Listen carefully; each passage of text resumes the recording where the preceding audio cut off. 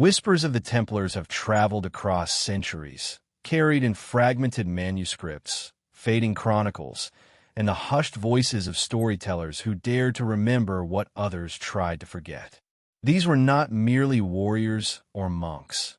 They were an order cloaked in mystery, an organization that walked the delicate line between faith and secrecy. The Knights Templar, as history remembers them, were men bound by oaths of devotion, discipline, and silence. They built fortresses across Europe and the Holy Land, amassed unimaginable wealth, and became symbols of both fear and fascination.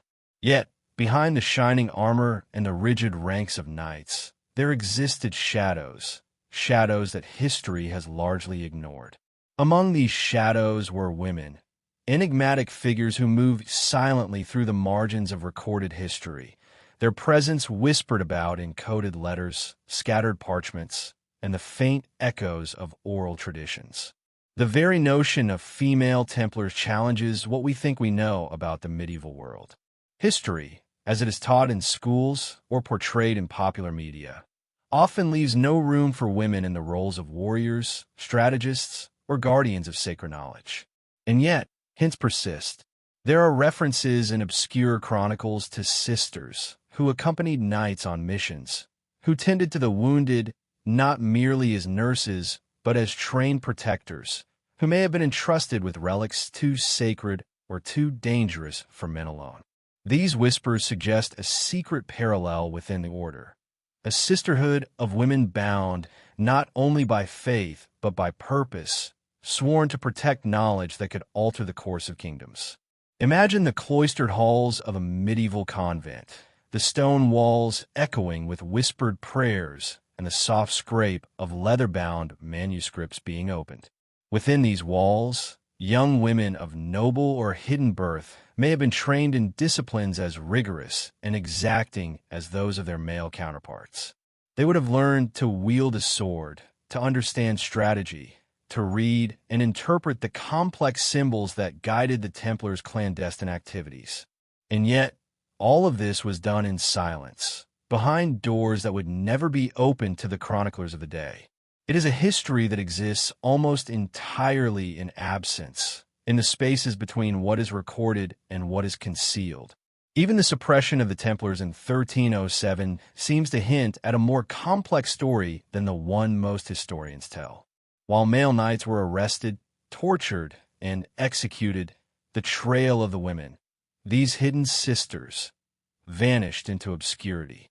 Some may have fled across Europe, carrying with them fragments of knowledge, relics, or secret codes that would later form the foundation of myths and legends. Others may have remained hidden within their communities, blending into ordinary life while preserving a silent, steadfast legacy. And yet, evidence is sparse, scattered, and often dismissed.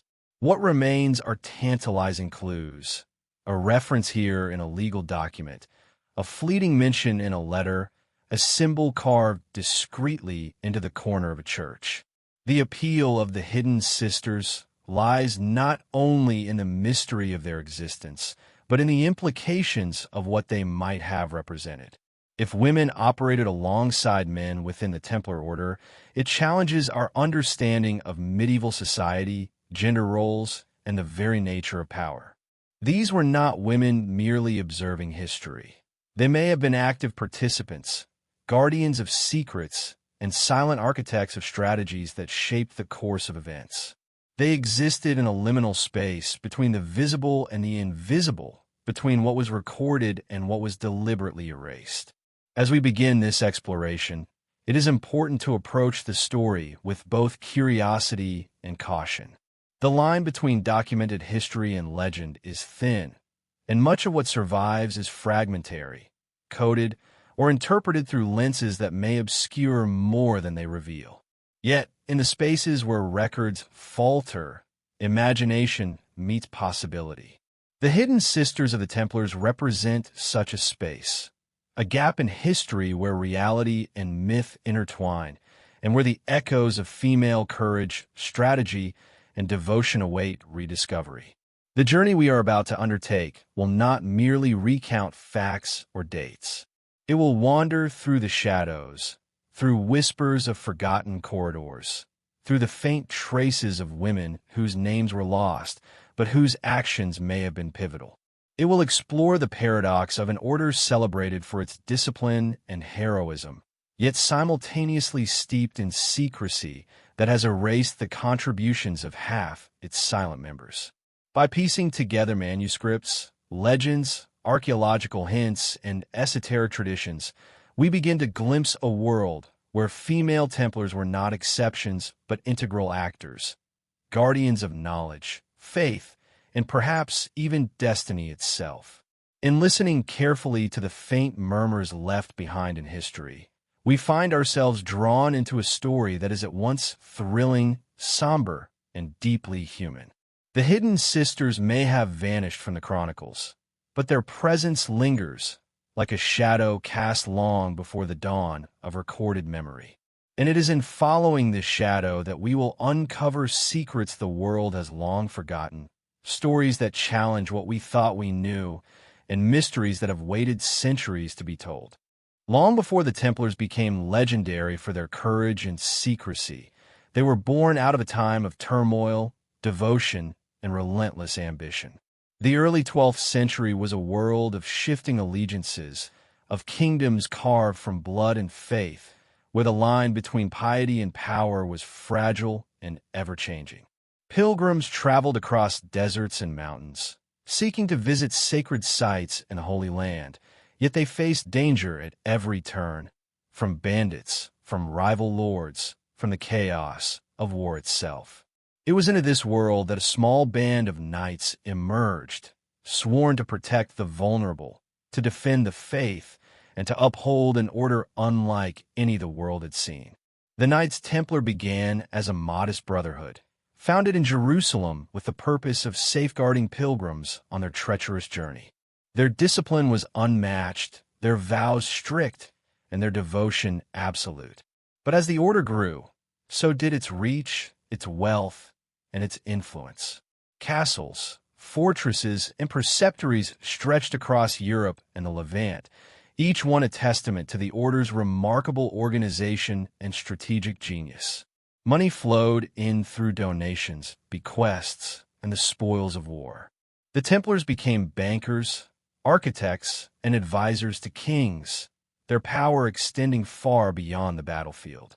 Yet, for all their wealth and reputation, the Templars' true strength lay not in gold or swords, but in secrecy. Their ceremonies were veiled, their rituals known only to initiates, and their knowledge jealously guarded. Here, in the very heart of the order, lies the question that has haunted historians for centuries: what was deliberately hidden from the outside world? The chronicles speak of councils and chapters, of knights kneeling in solemn oaths beneath the shadow of the cross. But they rarely mention the women who may have walked beside them, whether in quiet prayer, in training rooms, or on missions whose details were never recorded. It is easy to imagine the knights as lone figures in shining armor, but even in contemporary accounts, there are hints of others moving in tandem with them. Shadows at the edge of the record, sisters whose names were not inscribed on rolls of honor, but whose presence may have been essential. Medieval Europe was a world of rules, hierarchies, and rigid social expectations, yet within the Templar Order there may have existed a parallel structure, a sisterhood of women who shared the same oaths, the same sense of devotion, and the same responsibility to protect what must not fall into the wrong hands. The sudden suppression of the Templars in 1307 casts a long, dark shadow over this history. King Philip IV of France, deeply indebted to the order and fearful of its growing power, orchestrated a sweeping purge. Knights were arrested in the dead of night, accused of heresy, blasphemy, and unspeakable crimes. Torture and forced confessions extracted names, rituals, and secrets that would later be used to justify the eradication of the order. Within months, the Templars had been dismantled, their wealth seized, their leaders executed, and their lands redistributed. And yet, Among all the chaos and bloodshed, there is a conspicuous absence in the records. Where were the women? Some scholars argue that female Templars never existed, that any mention of sisters or female warriors is legend. But others point to subtler traces: a convent associated with a Templar commandery, a letter hinting at a woman entrusted with secret knowledge, a shield carved with symbols that differ slightly from male heraldry. These fragments suggest a story that was deliberately erased, a truth that may have been too dangerous to preserve openly. The idea that women were actively involved in an order dedicated to the most sacred of tasks threatens the conventional narrative of medieval history, challenging assumptions about gender, power, and the very nature of the Templars' mission. The historical context of the Templars is also inseparable from the larger political and religious currents of the time. The Crusades were not merely battles for land. They were battles for ideology, for spiritual supremacy, and for the control of knowledge. The Church wielded enormous influence, yet it too operated in secrecy, commissioning inquisitions, managing alliances, and suppressing dissent. In this environment, an order capable of independent action and bound by strict internal codes was both a vital ally and a dangerous liability. It is within these tensions that the possibility of hidden sisters becomes plausible. Women trained to navigate both the spiritual and the political landscapes, to protect what must not be lost, and to operate in silence when the world demanded obedience. As we examine the rise of the Templars, we see more than an organization of knights. We glimpse an intricate web of power, influence, and secrecy, stretching from the battlefields of the Holy Land to the fortified halls of Europe. And within this web, there are spaces where history falls silent, where documents vanish, and where the shadows of women are hinted at but never fully described. It is here, in these silent corridors of the past, that the hidden sisters may have thrived, trained, and acted. Understanding the context of the Templars' rise is essential before we can fully appreciate the magnitude of what may have been concealed. Their story is one of devotion, cunning, and extraordinary skill, but also one of manipulation, fear, and calculated erasure. By situating the order within the turbulent currents of medieval Europe, we begin to see why a sisterhood of female warriors could exist in secrecy and why their existence would be deliberately obscured. History, as we know it, is only a fraction of the truth, and in the margins, in the shadows, the hidden sisters await discovery, their legacy encoded in what was preserved, whispered, and sometimes deliberately forgotten. Even as the Templars' reputation spread across Europe and the Holy Land, whispers persisted of figures who moved silently alongside the knights. Women whose roles were neither recorded in official registers nor celebrated in chronicles, yet whose presence was hinted at in scattered fragments of historical evidence. These figures, often described in passing as sisters or devoted women, occupy a shadowy space where legend and history intersect. They are rarely given names, but their actions, implied through cryptic references and obscure manuscripts, suggest a participation in the order that was purposeful, disciplined, and remarkably clandestine. One of the earliest hints comes from a collection of letters exchanged between Templar preceptors in the late 12th century. Within these documents, a recurring phrase surfaces: "The sisters guard what must not be revealed." No further explanation is offered. To the casual reader, this may seem an enigmatic footnote, a poetic flourish, or even a scribal error. Yet, when viewed in the context of the Templars' obsessive secrecy, such references take on new weight. Who were these sisters? What knowledge or objects were they entrusted to protect? And why were they omitted from the official accounts of the Order's operations? Further evidence emerges in the writings of chroniclers who traveled through the Templars' lands. Some describe encountering women in the vicinity of commanderies, women who were not local villagers, nor servants, nor mere caretakers of the chapels. Their manner, their comportment, and occasionally their attire hinted at training and purpose beyond domestic duty. In one particular account, a chronicler visiting a preceptory in southern France noted women instructing young novices in disciplines of discipline and focus without ever explaining who they were or why they were present. Such fleeting observations, dismissed by many historians as anecdotal, suggest that women may have been quietly integrated into Templar life, performing roles that were essential yet invisible to the outside world. The pattern grows more compelling when examining the symbolic evidence etched into surviving architecture and artifacts. Certain churches and convents associated with Templar holdings bear carvings and motifs that diverge from male heraldry. In the margins of illuminated manuscripts, subtle depictions appear. Women clad in armor, kneeling before the cross, or holding objects resembling swords and keys. These visual cues, easily overlooked by casual observers, hint at a parallel narrative, one that speaks of female engagement in ritual, protection, and perhaps even combat. The careful placement of such symbols within sacred or private spaces suggests that their creators were deliberately encoding a story meant for those in the know, a secret legacy that survived despite the official erasure of women from the historical record. Oral traditions and folklore also provide tantalizing glimpses of the sisters. In remote regions of France, Spain, and Portugal, stories persisted for centuries of women who would appear at castles during times of siege, defending the gates, tending the wounded, or delivering messages across dangerous terrain. These accounts were often dismissed by scholars as romanticized legend or local myth. Yet, the recurrence of such stories across geographically distant areas hints at an underlying truth.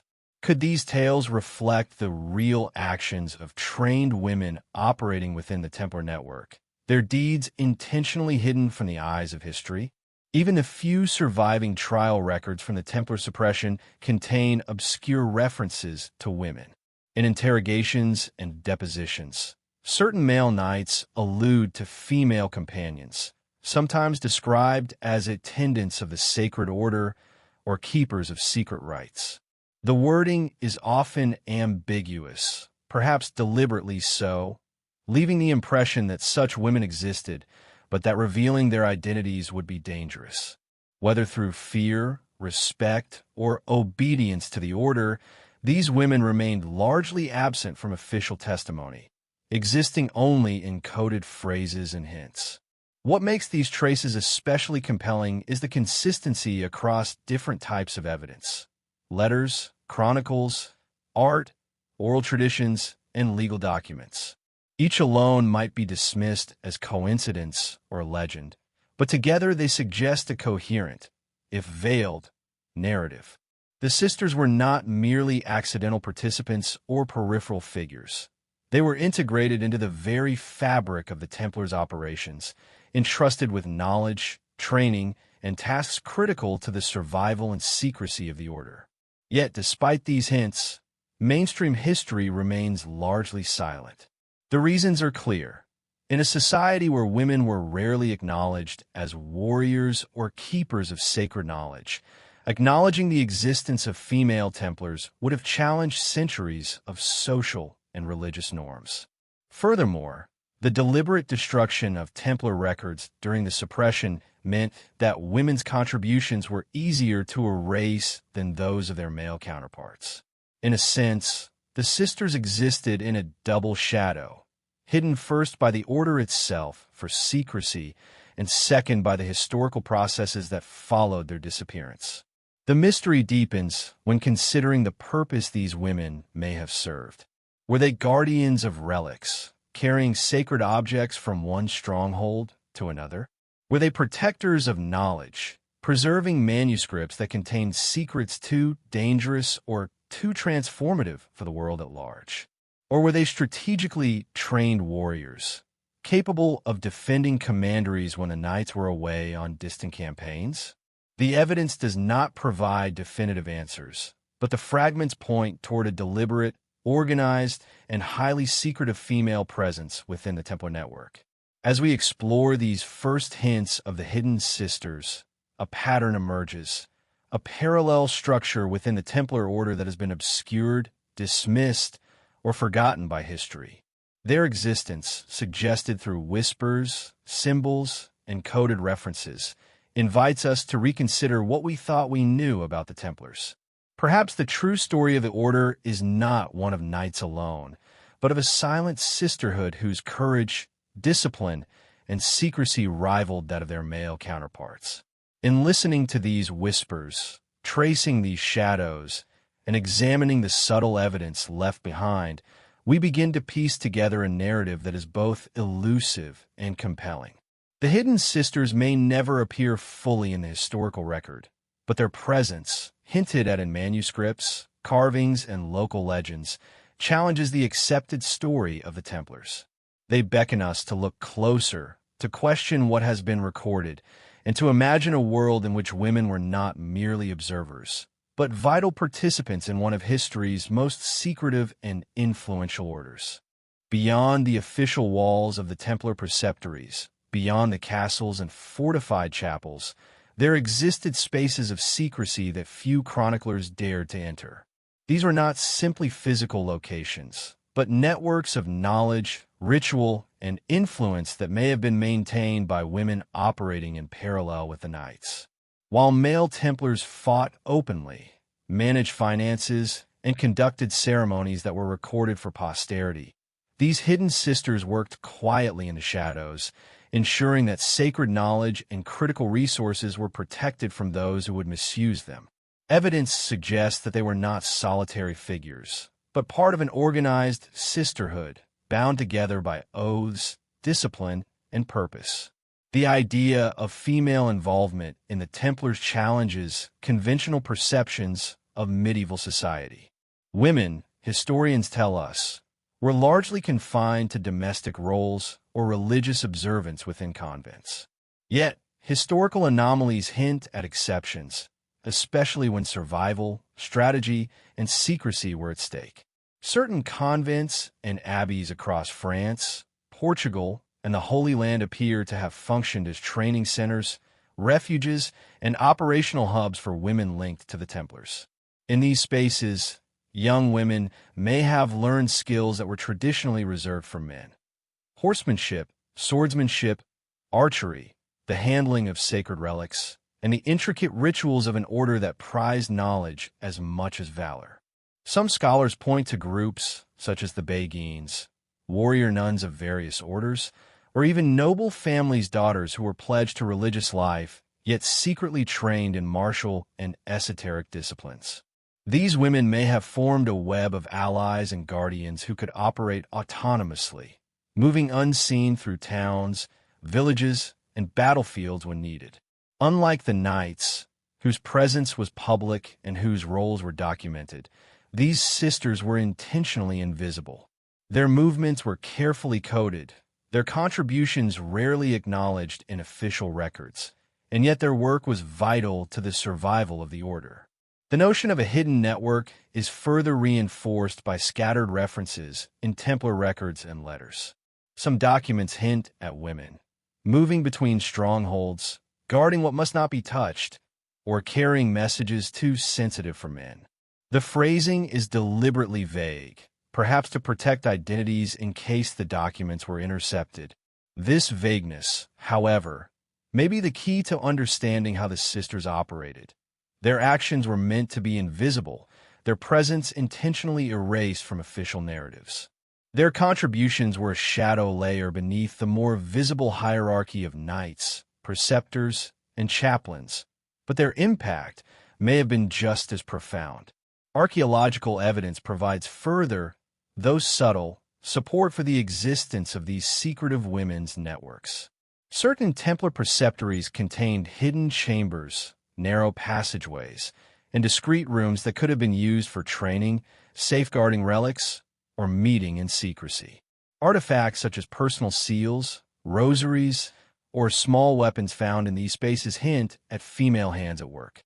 While definitive proof remains elusive, the consistency of these findings across multiple sites suggests that the Templar network may have accommodated women in ways deliberately concealed from outsiders.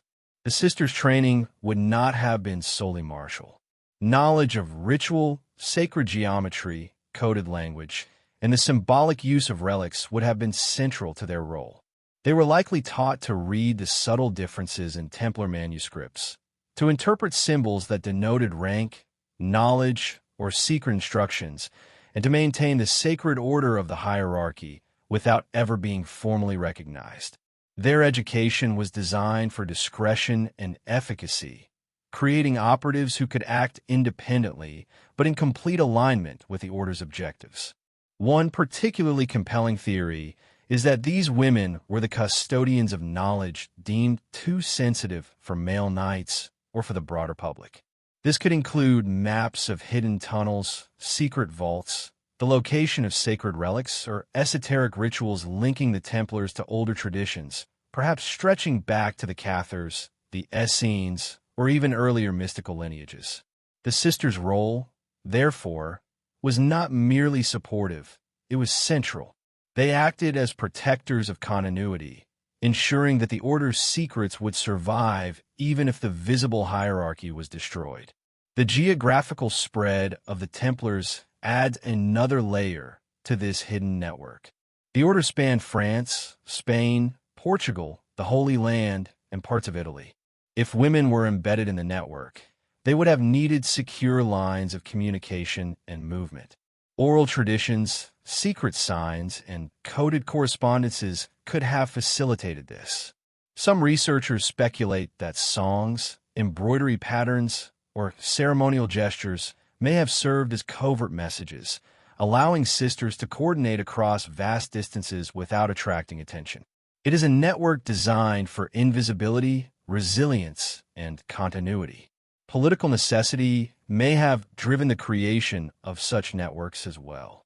As the Templars gained wealth and influence, they became targets not only of external enemies, but of rival factions, monarchs, and even the church itself. The sisters may have served as an early warning system, safeguarding critical information and ensuring that the Order could survive periods of persecution or upheaval. Their presence may explain how certain Templar treasures, manuscripts, and knowledge seem to have vanished from public records, yet reappeared centuries later, often in unexpected places. Finally, the very concept of a sisterhood suggests an early form of empowerment, autonomy, and agency within a rigidly patriarchal society. These women were entrusted with responsibilities that demanded courage, intelligence, and discretion. They were capable of navigating complex social and political landscapes while remaining unseen. The hidden network was a structure in which they could act decisively, exercise authority, and protect sacred knowledge, all while adhering to the overarching mission of the Templars. The possibility of such a network invites us to reconsider the history of the Templars not as a purely male enterprise, but as a collaborative, multi-layered organization where women played essential, though hidden, roles. It challenges the conventional narrative, suggesting that the Order's survival and influence may have depended as much on the quiet, invisible work of sisters as on the visible valor of knights. In exploring these secret orders, we begin to glimpse the contours of a hidden world, one where loyalty, skill, and secrecy were genderless, and where the shadows of the sisters shaped the destiny of one of history's most enigmatic organizations. The life of a hidden Templar sister would not have been ordinary nor safe. From the earliest stages of their initiation, these women were likely immersed in disciplines that blended the spiritual, the intellectual, and the martial. Their training was rigorous, exacting, and deliberately concealed from the public eye, for the skills they honed were meant for protection of secrets, relics, and sacred knowledge. Unlike the knights, whose exploits were chronicled in letters and illuminated manuscripts, the sisters' preparation remained invisible, their achievements recorded only in the margins, in subtle symbols, and in oral traditions passed quietly between initiates. The beginning of their training may have resembled a kind of spiritual apprenticeship, Before any weapon was taken up, a sister would be instructed in prayer, meditation, and the study of sacred texts. These lessons were not merely devotional. They were designed to attune the mind to secrecy, discipline, and discernment. In the dimly lit chambers of convents or hidden training rooms, novices may have spent hours memorizing chants, learning to interpret cryptic texts, and observing ceremonies that encoded the order's hidden knowledge. Each ritual, each prayer, was both an act of devotion and an initiation into a world that demanded complete obedience and discretion. Alongside spiritual training came the martial. Women of the Hidden Order were likely taught swordsmanship, archery, and the principles of strategy and defense. Unlike knights, who trained publicly or on battlefields, the sisters would have practiced in secrecy and used corridors, abandoned wings of castles, or secluded forests. Their training emphasized agility, stealth, and precision rather than brute strength. Archery may have been a favored skill, allowing them to act with lethal efficiency from a distance, while swords and daggers enabled them to protect themselves and their charges in close quarters. Some accounts suggest that even horseback combat could have been part of their preparation, though adapted to their covert roles, allowing them to move swiftly between locations and remain undetected. Beyond physical skill, the sisters would have been trained in intelligence, gathering, and espionage. The Templars' survival depended on information, the movements of enemies, the whereabouts of treasures, the plans of political rivals. Women, often underestimated in medieval society, were uniquely positioned to operate in this realm. A sister could pass through towns and castles, listen, observe, and relay information without drawing attention. They may have learned codes, ciphered messages, and methods of discreet communication that mirrored or even exceeded the knight's own secret practices. Their ability to move invisibly, combined with intellectual rigor, would have made them invaluable to the order. Sacred relics, another cornerstone of Templar secrecy, demanded specialized knowledge. Sisters were likely instructed in the care, transportation, and protection of objects considered too holy or too powerful to be entrusted to the uninitiated. From intricately designed reliquaries to coded manuscripts, the women were trained to recognize authenticity, guard against tampering, and maintain ritual purity. They may have learned the symbolic meaning behind each artifact, the layers of tradition and mysticism that surrounded it, and the subtle rituals that ensured its power and secrecy.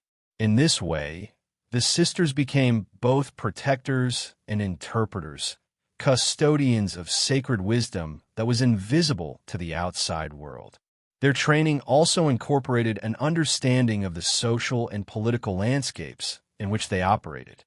Sisters needed to navigate complex hierarchies, from local lords and clergy to merchants and pilgrims, all while maintaining the veil of ordinary life. They may have learned to adopt disguises, play roles within communities, and move fluidly between public and private spheres.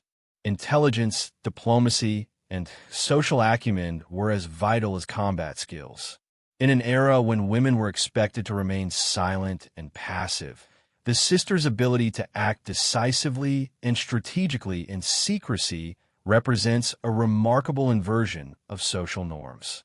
Mental discipline was another essential component. The Templars were an order of secrecy, and knowledge carried weighty responsibility. Sisters may have been trained in meditation, focus exercises, and memory techniques to ensure that every detail, every code, and every instruction could be recalled flawlessly. Mistakes could be fatal. Any lapse in discretion might compromise the safety of relics, documents, or lives. Such training required an extraordinary combination of intellectual rigor, emotional control, and spiritual grounding, a preparation for tasks that could not rely on strength alone. Some researchers suggest that the sisters' training may have included esoteric or mystical instruction. The Templars were steeped in symbolism and ritual, and women may have been taught to interpret hidden meanings in sacred texts, architectural designs, or heraldic symbols. They may have been instructed in the use of sigils, encoded prayers, or meditative exercises that were part practical, part spiritual, and part protective. This knowledge, combined with martial and intellectual skill, created women who were uniquely capable of operating in both visible and invisible realms, able to guard what must remain hidden while remaining completely undetected. The combination of these disciplines, spiritual, martial, intellectual, and esoteric, suggests a training program both comprehensive and forbidden by the standards of the time. Women were being prepared for roles that society did not recognize or allow: warriors, guardians, strategists, and keepers of knowledge. The secrecy surrounding this preparation ensured that their abilities would be invisible, their presence denied, and their contributions erased from official history. Yet, in piecing together evidence from chronicles, oral traditions, and artifacts, it becomes clear that this was not the work of isolated individuals. The training was systematic, deliberate, and organized, suggesting a hidden structure as intricate as that of the knights themselves. The forbidden nature of their preparation added to its power. By operating outside societal norms, the sisters became both protectors and subversives. Their skills, knowledge, and autonomy were hidden, yet they were essential to the survival of the order. The danger, discipline, and secrecy imbued their lives with a purpose that few could imagine, a purpose that combined devotion, courage, and cunning in equal measure. The sisters were not only trained for survival, they were trained for influence, for guardianship of truths that could change the world if revealed. In this hidden training, we begin to glimpse the extraordinary complexity of the Templar sisters' lives. They were devoted to faith, yet empowered in ways that defied medieval expectations. They were invisible to history, yet central to the survival and secrecy of one of the most enigmatic orders ever created. And it is in this preparation, silent, forbidden, and exacting, that the foundation was laid for the hidden sisters to play their roles as protectors, warriors, and keepers of secrets that would echo through centuries. Among the most enduring mysteries of the Templar Order is their connection to sacred relics, objects imbued with immense spiritual and symbolic significance, whose power and secrecy were carefully guarded. While knights are often portrayed as the primary custodians of these treasures, tantalizing evidence suggests that women, the hidden sisters of the Templars, may have played an equally vital role. Their training, discretion, and strategic mobility positioned them uniquely to act as guardians of the most sensitive and dangerous knowledge, entrusted with relics whose very existence was too perilous to reveal openly. The concept of relics in the medieval world carried profound weight. A fragment of the true cross, a vial of Christ's blood, a chalice linked to sacred rites. These were not mere curiosities.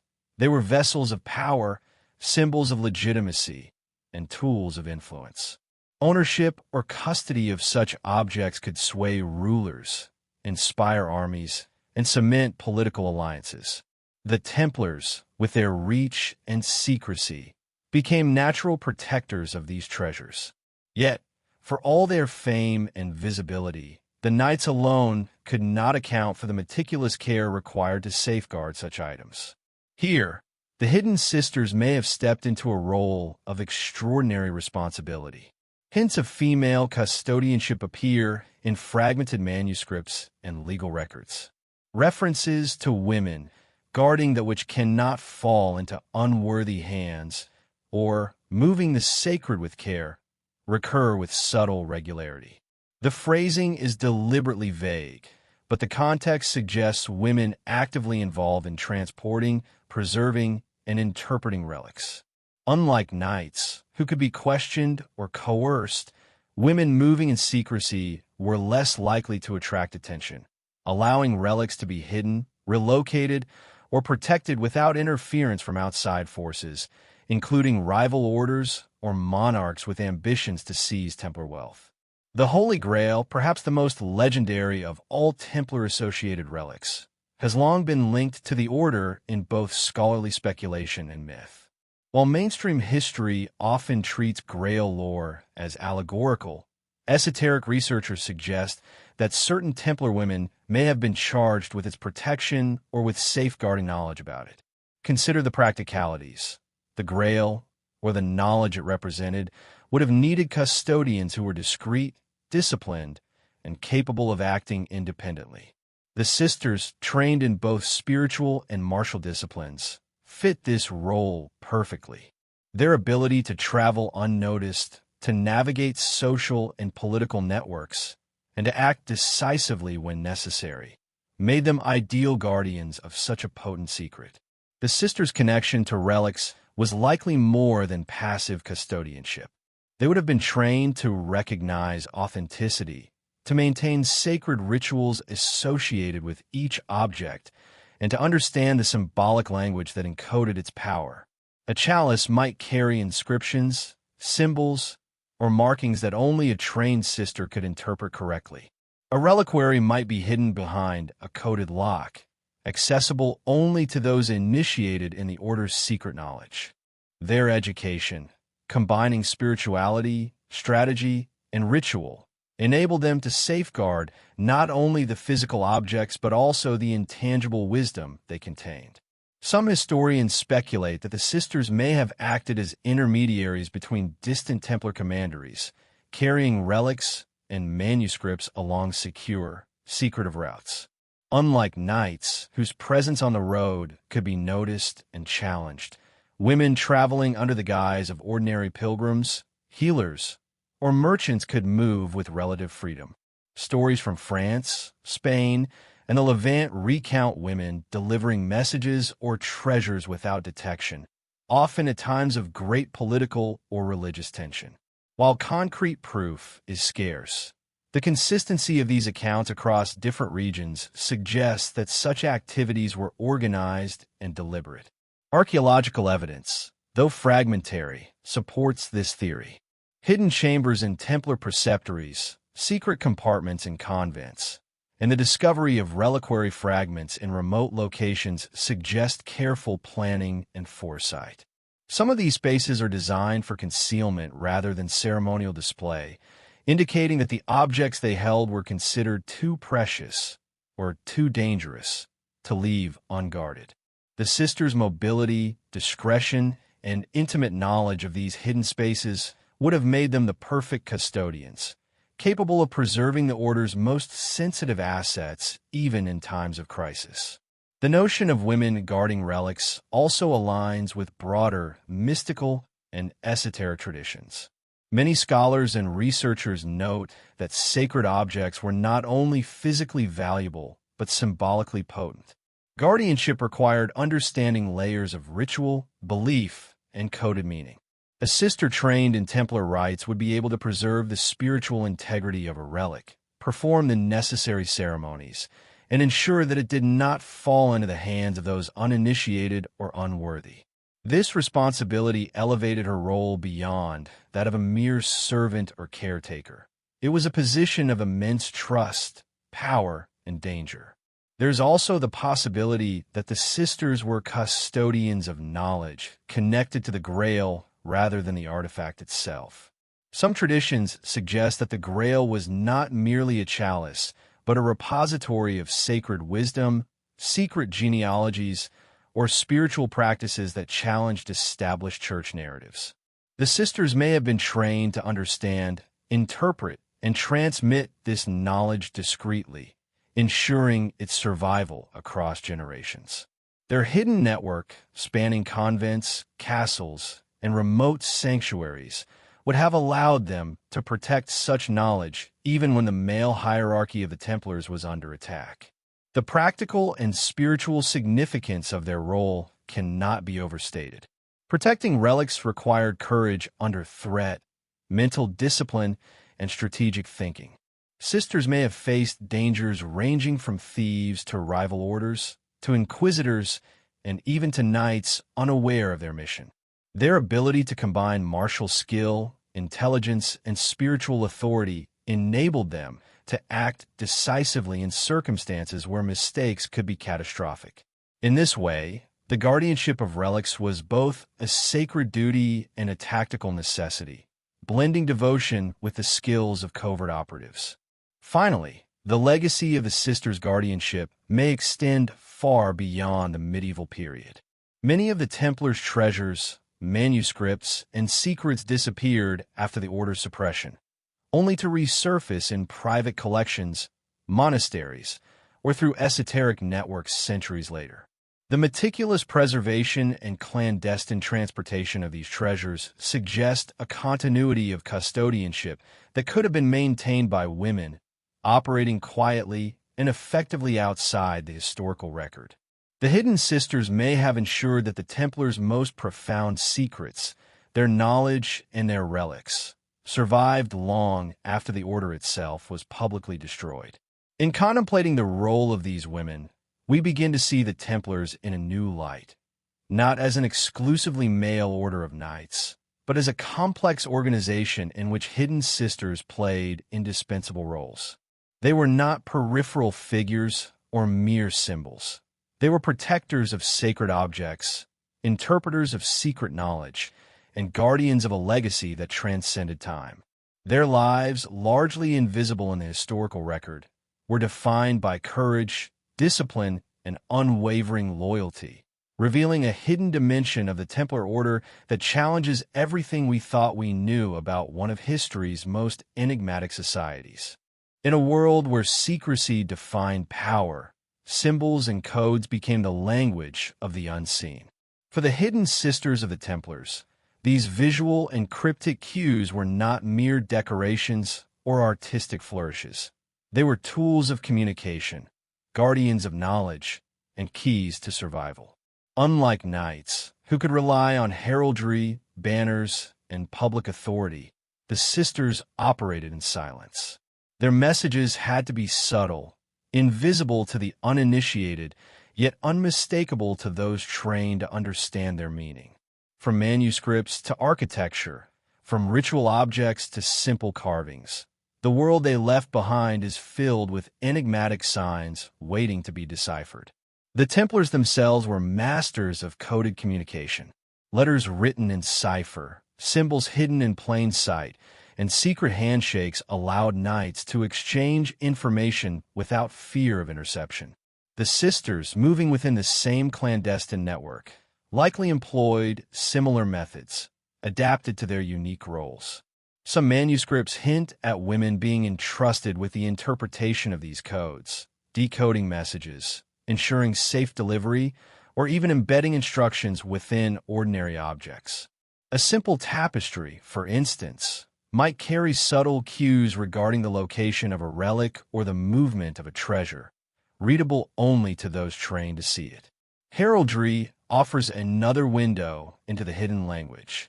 Many Templar strongholds feature unusual carvings, fleur-de-lis intertwined with geometric shapes, crosses with additional marks, or shields adorned with symbols that do not appear in official registries. Scholars have suggested that these variations may indicate the presence of women or of alternative hierarchies within the order. Unlike male heraldry, intended to display rank and identity openly, these symbols were covert, embedded in stone or ink to communicate silently across generations. A sister trained in their meaning could interpret instructions, identify allies, and avoid threats without revealing her role to outsiders. Even manuscripts, illuminated with painstaking care, may conceal hidden knowledge. Marginalia, the notes, sketches, and flourishes in the edges of medieval texts, sometimes depict figures that resemble women in armor, hands clasping keys, or veiled individuals observing rituals. To modern eyes, these illustrations may seem purely decorative or allegorical. Yet for those initiated in the Order's secret system, they could serve as mnemonic devices, markers of hidden passages, or visual reminders of responsibilities. These subtle codes allowed the sisters to navigate a complex world without ever exposing their presence. Religious symbols also carried dual meanings. A cross might denote faith in one context, but in combination with a particular flower, star, or geometric pattern, it could mark a hidden chamber or signal the safe storage of a relic.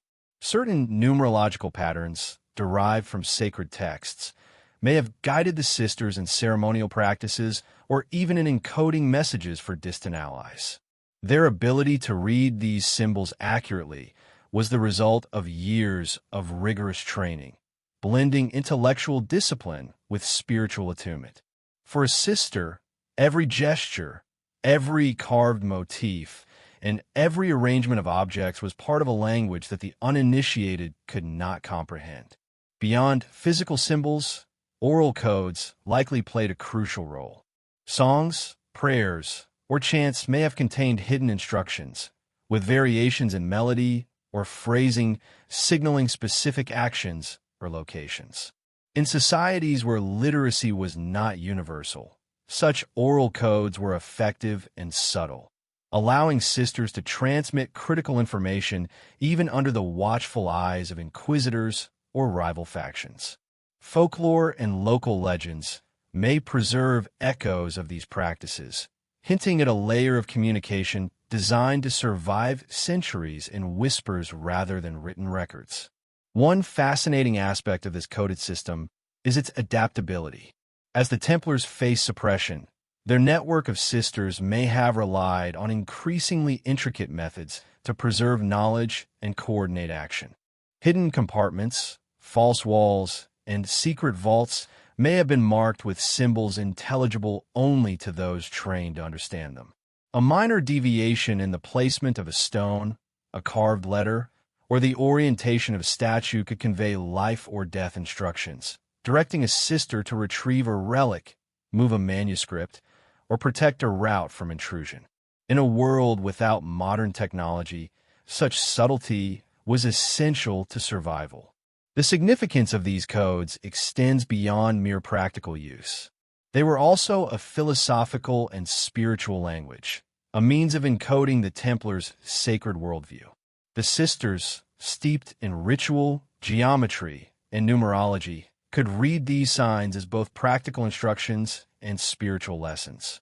Each symbol reinforced discipline, devotion, and purpose, linking daily tasks to a larger cosmology of secrecy and sacred responsibility. The act of decoding was itself a form of initiation, a test of readiness, and a reinforcement of loyalty. Moreover, the distribution of symbols across Europe and the Holy Land suggests coordination and network intelligence. Identical motifs appear in distant locations, hinting at a standardized system of signs and codes known to the sisters but invisible to outsiders. A symbol carved in a French commandery might correspond to a manuscript hidden in Portugal or a relic concealed in Spain, creating a web of communication that was both resilient and extraordinarily difficult to penetrate. This network of coded signs was not random. It was deliberate, organized, and integral to the survival of the sisters' hidden operations. The persistence of these codes over centuries suggests that the sisters' influence extended far beyond their own lifetimes. Even after the suppression of the Templars, symbols and hidden messages may have been carried forward by disciples, adapted to new contexts, and embedded in the cultural memory of Europe. Some researchers argue that modern esoteric societies, certain monastic traditions, and even secret guilds retain echoes of this symbolic language, a testament to the enduring legacy of women trained in its interpretation. Finally, the hidden messages underscore a broader truth. The Templar sisters were not passive participants in history. They were active agents, capable of influencing events through their mastery of secrecy and symbols. Every carved stone, every marginal note, every encoded gesture reflects their presence, their intellect, and their strategic foresight. They existed in a dual world, visible in the shadows, guiding the fate of the Order without ever stepping into the spotlight.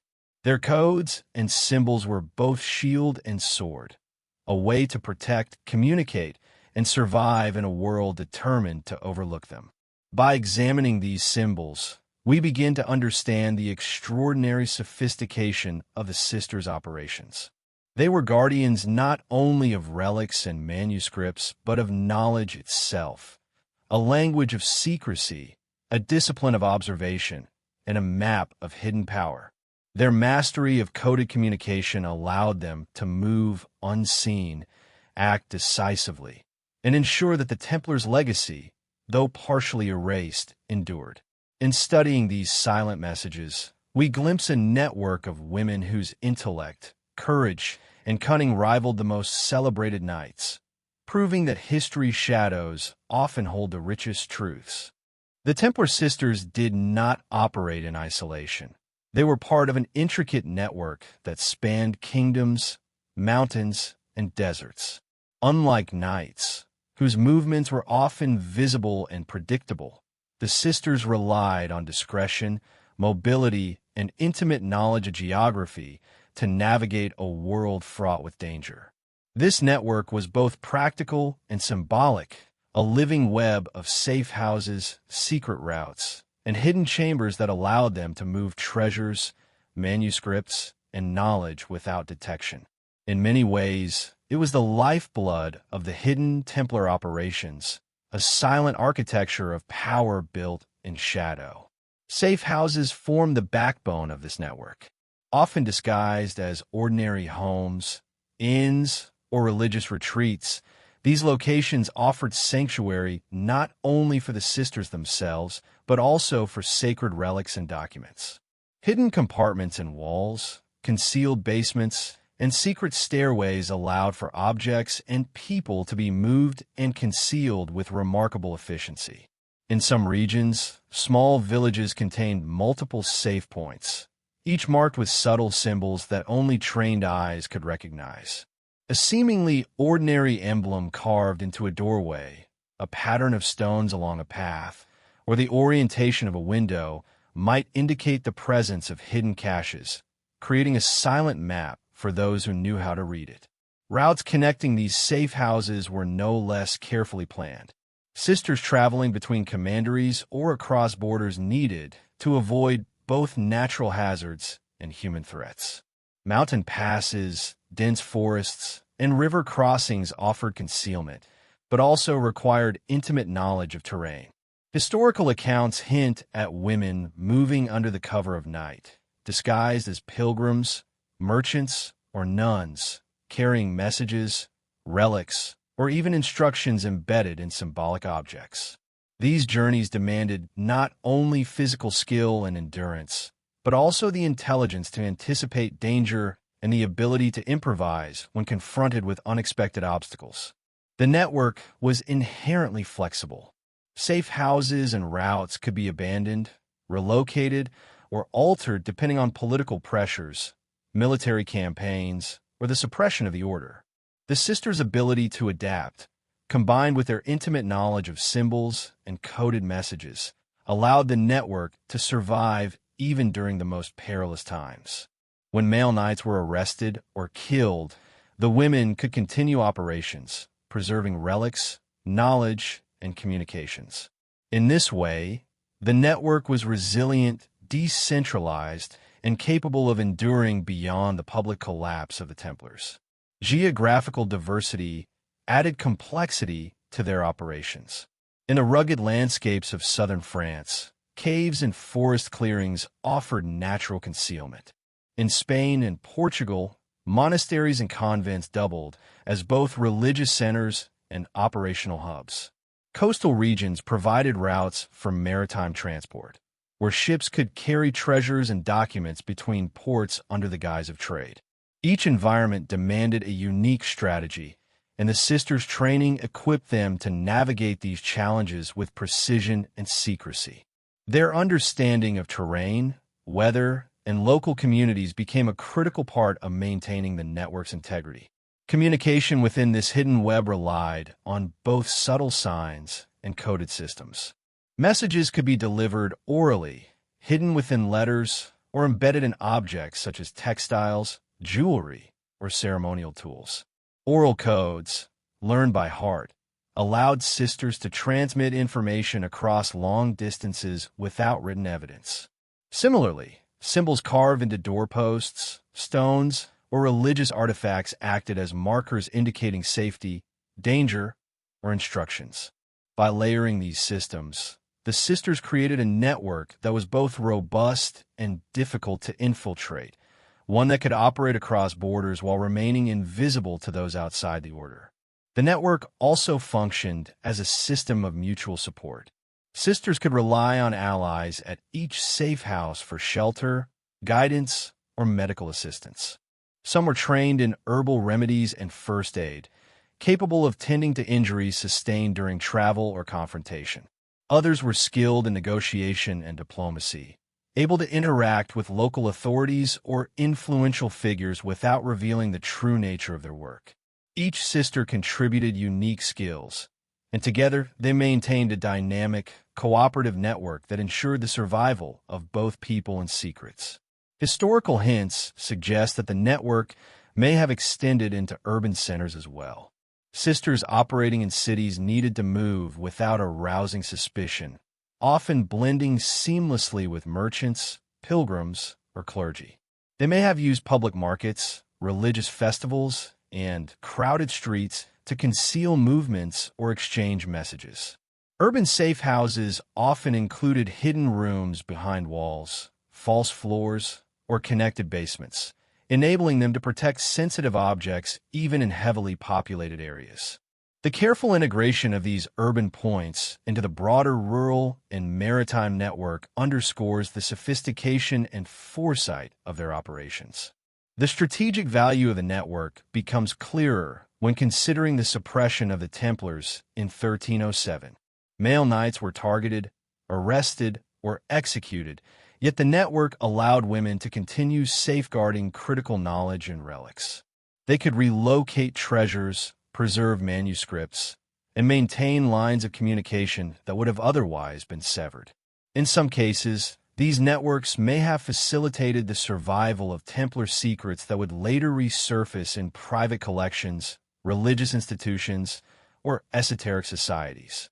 The sisters' work ensured continuity despite systemic attempts to erase the order from history.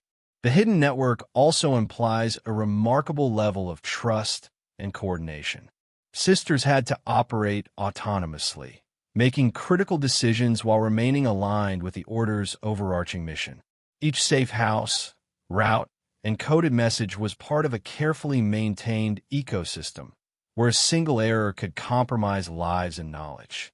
The necessity of secrecy, combined with strategic sophistication, suggests a level of organization and discipline that rivals the most structured military operations of the time. Beyond practical purposes, the network carried symbolic significance. It represented the resilience, intelligence, and agency of women whose contributions were deliberately hidden from history. By maintaining this web of safe houses and secret routes, the sisters ensured that sacred knowledge, relics, and traditions survived centuries of persecution, displacement, and societal indifference. Their operations were acts of both devotion and defiance, demonstrating the capacity for organized, disciplined, and invisible influence in a world that sought to ignore them. As we trace the contours of this hidden network, we begin to see the sisters not as passive shadows, but as active architects of survival. They were guardians, couriers, strategists, and protectors, operating within a sophisticated system that transcended geography, politics, and time. Every journey undertaken, every safe house maintained, and every coded message transmitted contributed to a legacy of secrecy and endurance. Their network was not merely logistical. It was a lifeline, a silent testament to the skill, courage, and determination of women whose story history has largely neglected. Through these hidden routes and safe houses, the Templar sisters became the unseen backbone of an organization renowned for secrecy and power. Their ability to move, communicate, and protect what mattered most ensured that, even in the darkest hours of suppression, the Order's most sacred knowledge and treasures endured. In exploring this hidden network, we uncover a world of strategy, courage, and intelligence that challenges everything we thought we knew about the Templars and illuminates the extraordinary role of women operating in history's shadows. Stories of Templar women in action are scarce, often buried beneath the tales of their male counterparts. Yet hints survive in chronicles, folklore, and whispered legends that have trickled through time. These accounts paint a picture of women not as passive observers, but as active participants in the dangerous and intricate world of the Templars. Some were said to have fought alongside knights on the battlefield, wielding weapons with skill and determination, stepping into roles that society claimed were forbidden to them. Others are described as spies and messengers, moving with quiet efficiency through enemy territories, carrying secrets that could alter the course of campaigns. They understood the power of subtlety, the strength of intelligence over brute force, and the value of anonymity in a world that would have erased them if their presence became widely known. In certain stories, female warriors are credited with acts of remarkable bravery during sieges, standing at the walls of fortresses and defending them with weapons or strategies taught in secret. Their existence is suggested not only through written accounts, but through artistic depictions in illuminated manuscripts, where mysterious female figures appear in the background of battle scenes or in sacred halls, often overlooked or misinterpreted by historians. Folklore even credits some women with extraordinary feats, rescuing captured knights, navigating treacherous terrain to deliver messages, or safeguarding sacred relics from invading forces. These stories, while fragmentary, hint at a hidden network of women whose courage and cunning were vital to the Templar mission. Their involvement was not limited to warfare alone. Many women are believed to have provided medical care, healing the wounded with knowledge of herbs and remedies that were considered advanced for the time. Others were entrusted with the protection of vital documents, religious texts, or relics, preserving them from destruction during periods of persecution and chaos. In doing so, they became silent witnesses to history, guardians of knowledge that would have been lost had it not been for their dedication.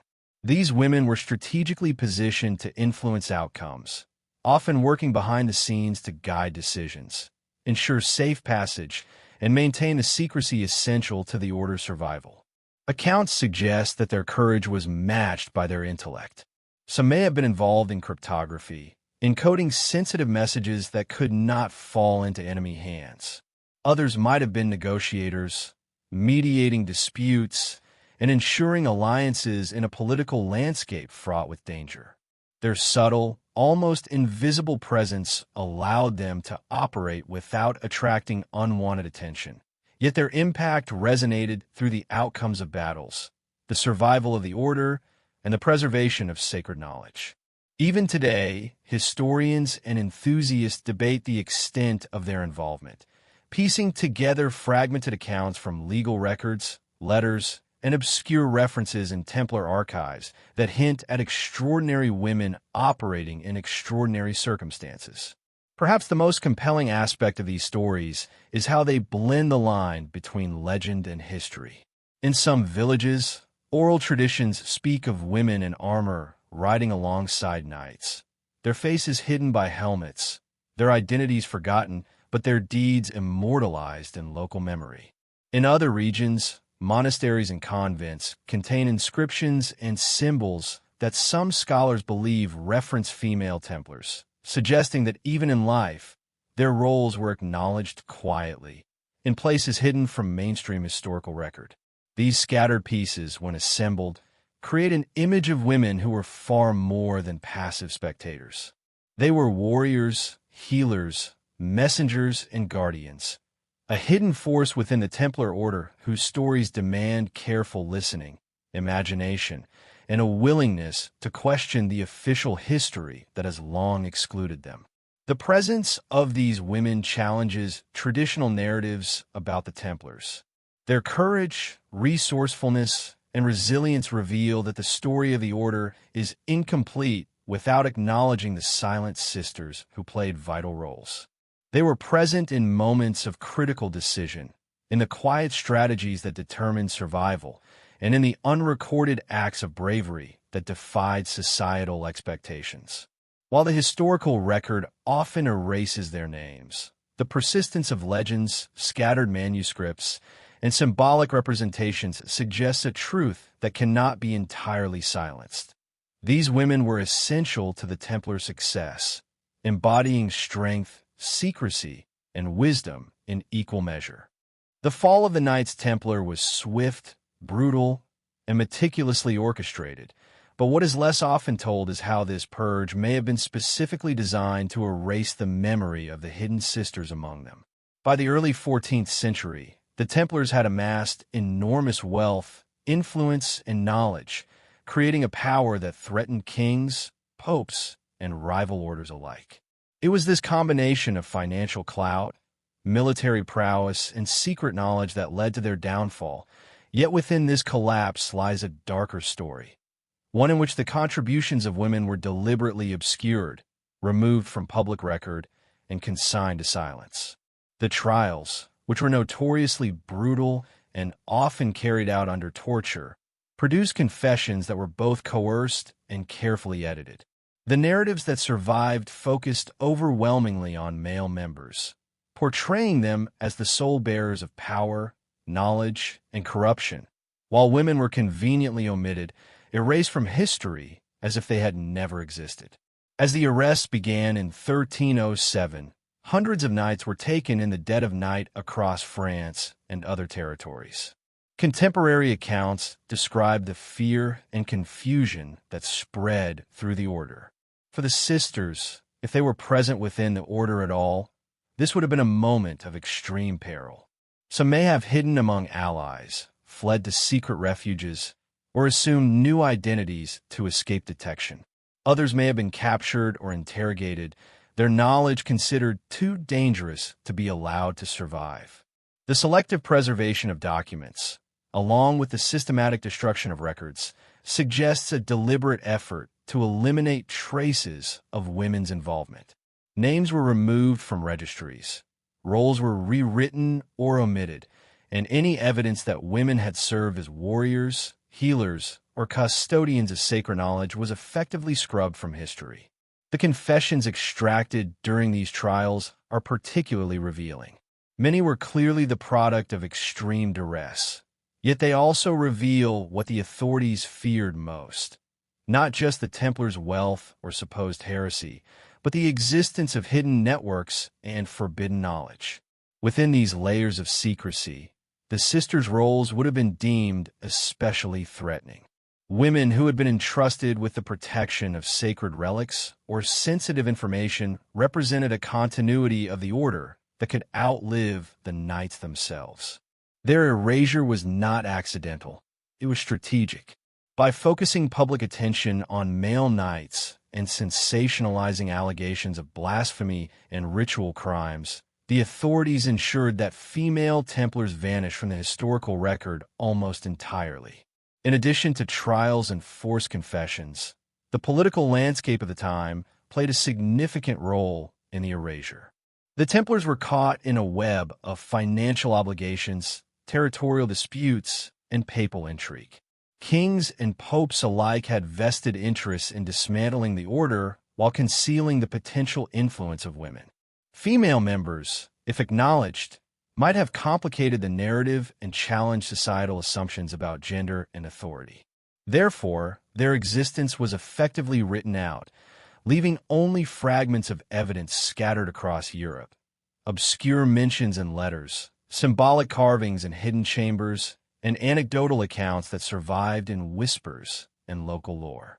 Some historians have argued that this systematic erasure also explains why so many legends about women in the Templar Order survived only in folklore. Stories of women defending fortresses, protecting sacred objects, or acting as messengers may have persisted in oral tradition precisely because written records had been destroyed. These fragments, passed down through generations, hint at a truth deliberately hidden from official history. The Order's collapse did not entirely extinguish the contributions of its female members. Rather, it forced them into the shadows, where they continued their work quietly, perhaps influencing other secret societies, maintaining sacred knowledge, or guiding the remnants of the order in exile.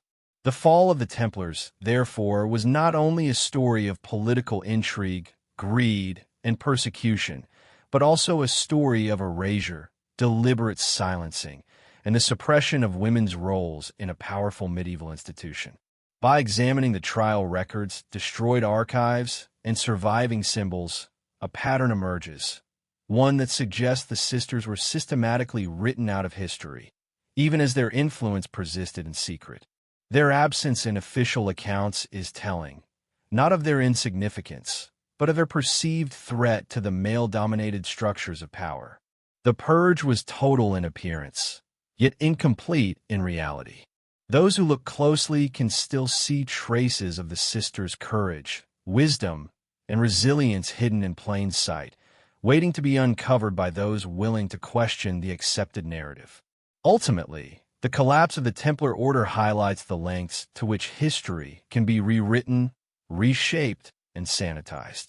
It serves as a stark reminder that what is recorded is not always the full truth, and that hidden histories, particularly those of women in secretive, powerful roles, often survive only in fragments, legends, and mysteries.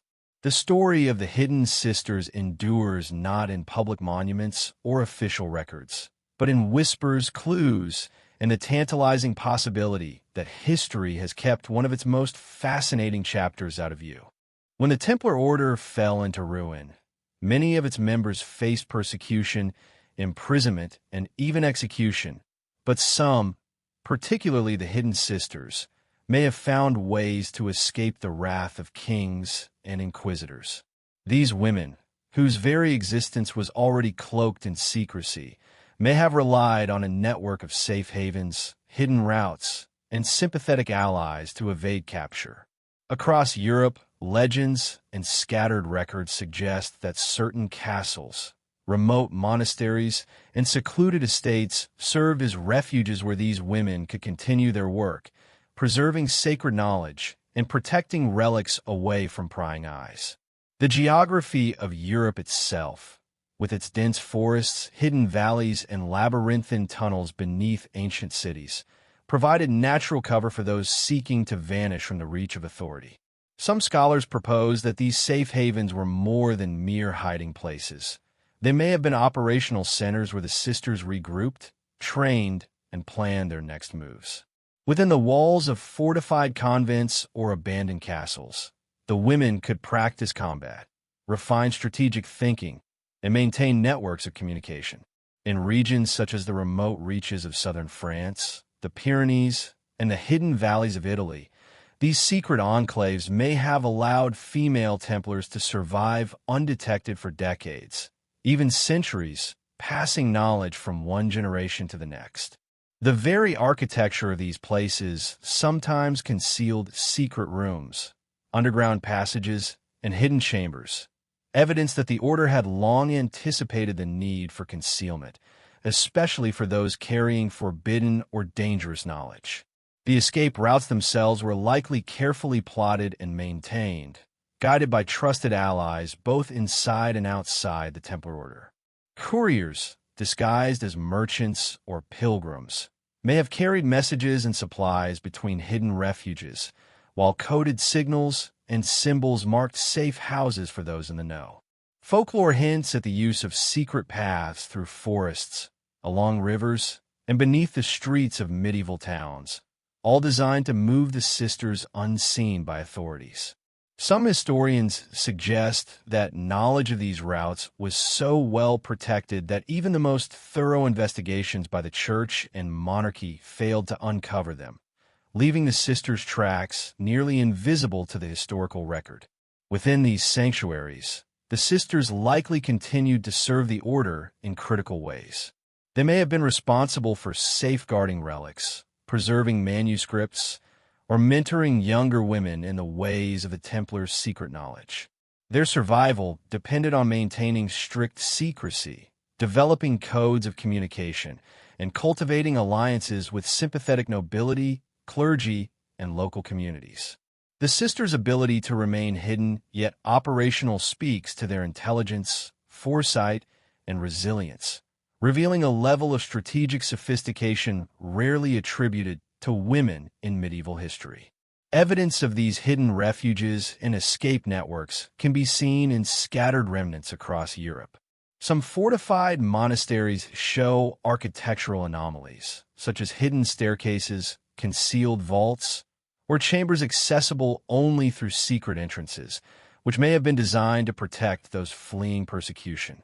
In certain villages, local legends speak of women in unusual clothing or bearing symbols that connect them to the Templars, often providing safe shelter to travelers or safeguarding objects of great value. Even modern archaeological discoveries, when examined carefully, hint at the possibility that these locations were used deliberately to hide, teach, and protect, offering tantalizing glimpses into a world deliberately kept out of historical texts. The existence of these safe havens also raises questions about the broader influence of the sisters after the official fall of the order. Some may have integrated into other secret societies or mystical movements, bringing with them knowledge and traditions preserved from the Templars. Others may have acted as guardians of the Grail or other sacred relics, quietly moving them to safety, ensuring that their preservation remained unbroken despite the collapse of the male-dominated order. Their survival, therefore, was not just about physical safety. It was about maintaining the continuity of a hidden legacy, one that could endure beyond the violent dismantling of their original organization. Ultimately, the Hidden Sisters' use of safe havens and secret escape routes underscores their resourcefulness and resilience. These women were not passive victims of the Templar Purge. They were active strategists, adept at navigating the dangerous political and religious landscape of medieval Europe. They understood the importance of concealment, the value of alliances, and the necessity of secrecy in preserving both themselves and the knowledge they carried. The very fact that traces of their existence have survived, through legend, obscure records, and the physical remnants of secret refuges, speaks to their cunning and determination, revealing a story of survival and resistance that runs parallel to the official history of the Templar Order. In this light, the fall of the Templars was not a definitive end, but a transformation. The sisters adapted, survived, and continued their mission from the shadows, leaving behind clues for those willing to search for the hidden chapters of history. These secret havens and escape routes stand as silent witnesses to their existence, a testament to the ingenuity and courage of the women whose stories mainstream history has largely ignored. The story of the Hidden Sisters cannot be told without examining the artifacts and physical clues that hint at their presence. While mainstream history often neglects the female role in the Templar Order, objects left behind, intentionally preserved or accidentally overlooked, provide tantalizing evidence that women played critical roles in the operations and spiritual life of the Order. Some of these artifacts are simple yet significant. Intricately carved rings, pendants, or amulets featuring subtle symbols that suggest affiliation with secret networks. Others are more cryptic, such as manuscripts, codices, or maps that reference unknown figures or hidden rituals, their meaning partially lost to time. Each of these items carries with it the possibility of a story untold, a piece of history deliberately omitted from official records. Certain architectural elements also hint at the presence of women within the Templar system. In castles, churches, and fortified monasteries associated with the order, historians have noted small chambers, hidden stairways, or secluded quarters that may have served as living spaces or training rooms for female members. These spaces were often designed to be unnoticed, tucked away behind false walls, or accessible only through secret passages. The careful construction of these hiding places suggests a foresight and deliberate planning, implying that the presence of women was anticipated and protected. Archaeologists and scholars who examine these sites carefully often find patterns, carvings, inscriptions, or symbolic motifs that seem distinct from those used for male Templars, perhaps serving as markers of female stewardship. Manuscripts and letters preserved from the period, though often fragmented or coded, also contain subtle clues. Marginal notes, obscure symbols, or cryptic references to custodians and guardians may indicate women acting as protectors of sacred knowledge. Certain codices hint at female involvement in rituals, teaching, or even strategic decision-making. The very act of encoding knowledge in this way suggests the importance of secrecy and the possibility that women were entrusted with safeguarding information that was considered too dangerous or valuable to be left to anyone else. These textual artifacts, when combined with the physical remnants, create a compelling picture of a hidden network working quietly behind the official history of the order. In addition to manuscripts and architecture, other relics hint at the sisters' presence. Jewelry with symbolic engravings, personal items found in Templar sites, or even ceremonial objects with feminine motifs suggest a dual presence in both spiritual and practical aspects of the order. Some of these items have been discovered far from known Templar strongholds, suggesting that the women may have traveled widely, carrying knowledge, objects, or messages in secrecy. Their movement was likely strategic, avoiding detection while maintaining the continuity of their network and ensuring that sacred or secret materials remain protected even in turbulent times. Art and iconography also provide subtle yet intriguing hints. In illuminated manuscripts, carvings, and stained glass windows, female figures occasionally appear in positions of prominence or secrecy. Their roles are often ambiguous, sometimes interpreted as symbolic rather than literal, yet their consistent presence in certain contexts, near relics, altars, or places of ritual, cannot be easily dismissed. These visual clues may represent the sisters' hidden roles, captured in a medium that allowed for recognition by those who were aware of the truth, while remaining obscure to the general public and to historians writing official chronicles. Perhaps the most fascinating aspect of these artifacts and clues is how they intersect with legend. Local lore often preserves memories of women connected to Templar sites, speaking of guardians, healers, or wise women who lived in secret quarters or defended treasures from invading forces. While historians sometimes dismiss these tales as myth, when combined with the physical evidence, hidden rooms, coded manuscripts, and symbolic artifacts, they point to a pattern that is difficult to ignore.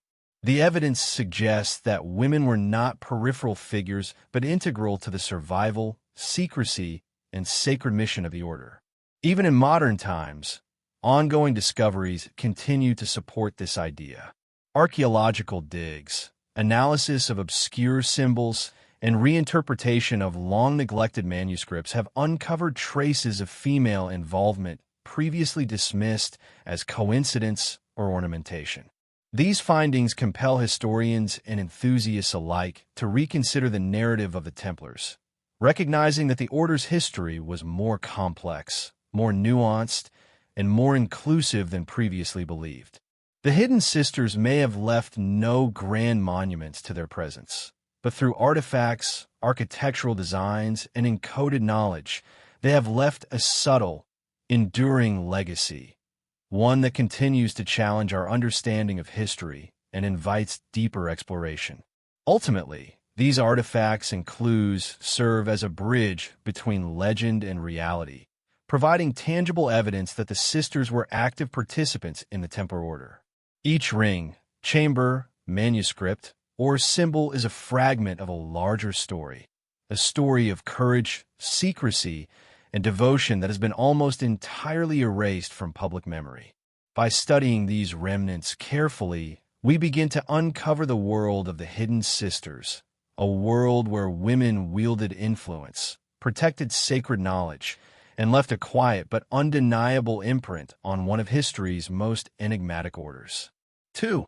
Throughout history, prophecies and hidden messages have always captivated the imagination. But in the context of the Hidden Sisters of the Templars, they take on a particularly intriguing significance. These women, operating in secrecy, may have left coded warnings, symbolic communications, and prophetic references designed to survive long after the male knights have fallen. Some of these messages were embedded in manuscripts, written in cryptic language or allegorical form, so that only those with the requisite knowledge could interpret their meaning. Others appeared in artwork, carvings, or architectural motifs, subtle enough to escape notice by outsiders, but powerful enough to preserve knowledge across generations.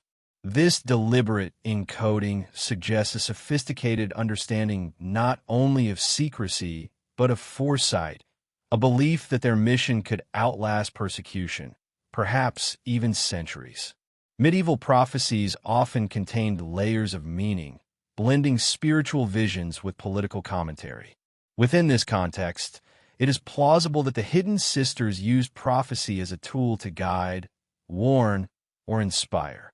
References to guardians of the sacred or keepers of the lost truth may have been intended to signal the presence of women who were protectors of knowledge deemed too dangerous or precious to fall into the wrong hands.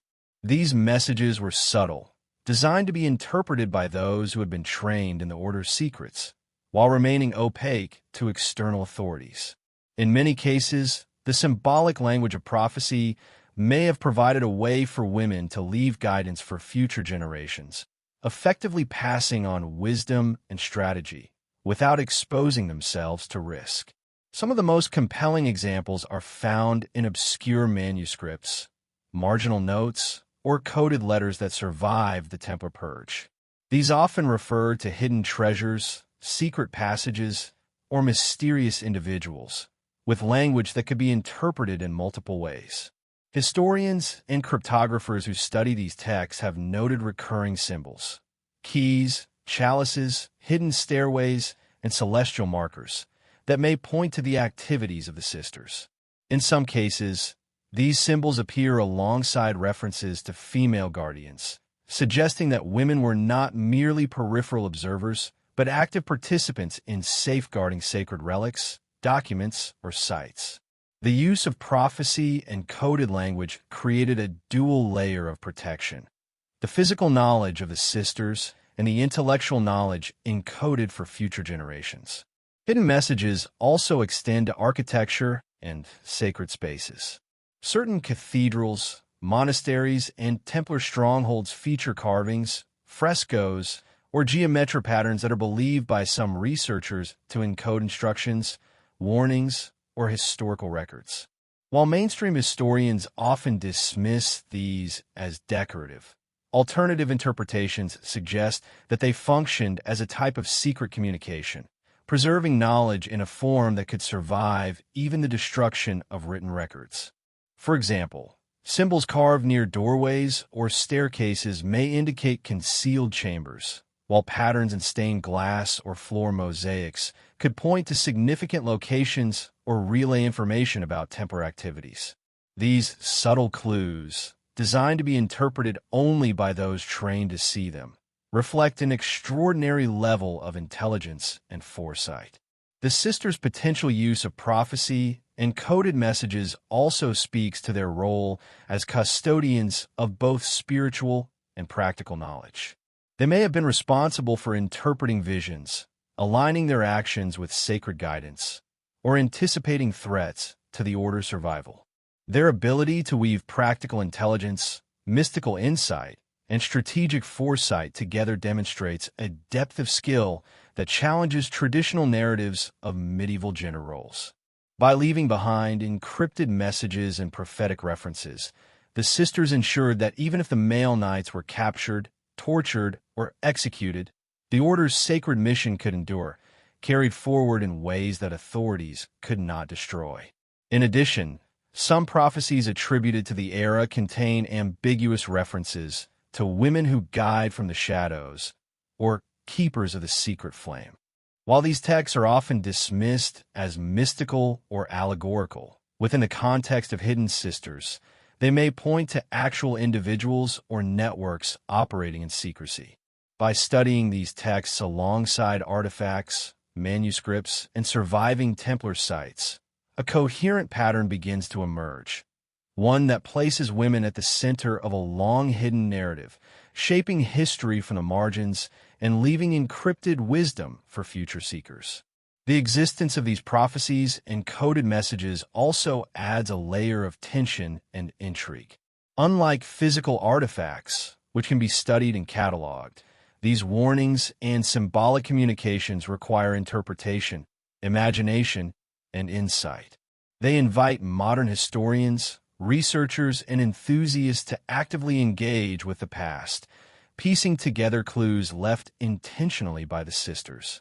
This creates a dynamic connection between past and present, showing that the hidden sisters were not only reactive actors but strategic planners, capable of thinking across time and anticipating the challenges their descendants or future seekers might face. Ultimately, these prophecies and hidden messages underscore the intelligence, foresight, and resilience of the hidden sisters.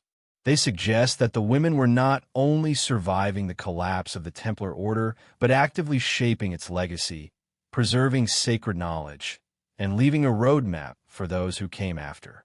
By encoding wisdom in prophecy and symbol, they ensured that even centuries of erasure could not fully silence their presence. The hidden sisters' messages endure as whispers through history, waiting to be discovered by those willing to look beyond the official record and seek the truth concealed in plain sight. Even after the official dissolution of the Knights Templar, the influence of the hidden sisters appears to have quietly persisted across Europe.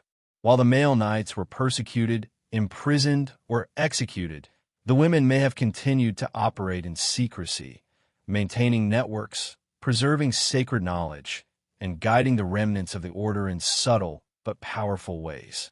Their roles may have shifted from overt action to more clandestine forms of influence, working behind the scenes to shape political events, support mystical movements, and safeguard the esoteric traditions of the order.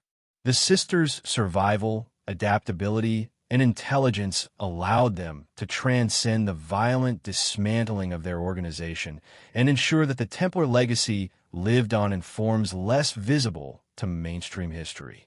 Some scholars suggest that the hidden sisters may have played a crucial role in the formation of other secret societies and mystical movements that emerged in the centuries following the Templars' fall. Connections to early Freemasonry, Rosicrucianism, and other esoteric groups have been theorized, with symbols, rituals, and teachings hinting at knowledge passed down from the Templar sisters. These women may have acted as conduits of wisdom, integrating the order's traditions into new frameworks while maintaining secrecy to avoid persecution. In this way, they helped ensure that the spiritual, mystical, and strategic lessons of the Templars were preserved, adapted, and transmitted across generations without drawing attention from authorities who would have sought to eradicate such knowledge. The influence of the sisters may also have extended into European politics, particularly through aristocratic and royal connections. Many women in the Templar network are believed to have had ties to noble families, giving them subtle leverage in courts, councils, and diplomatic negotiations. Their presence behind the scenes may have guided decisions, protected allies, and influenced outcomes without ever appearing in official records. Unlike male Templars, whose activities were more visible and thus targeted during the Purge, the sisters' secrecy became their greatest strength. Operating in shadows, they could exert influence indirectly, shaping events through counsel, alliances, and strategic intervention, leaving traces that are only now being reconsidered by historians and researchers. Religious and spiritual influence was another arena where the hidden sisters likely left a mark.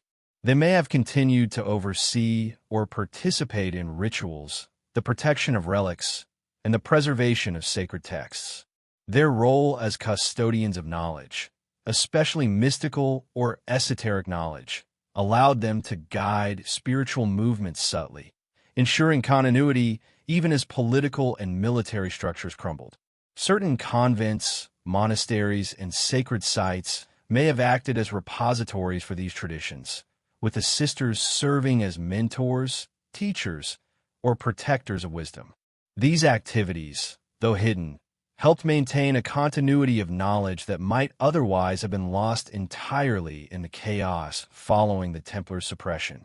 Legends and folklore from the period support the idea that the sisters continued to operate after the collapse of the order.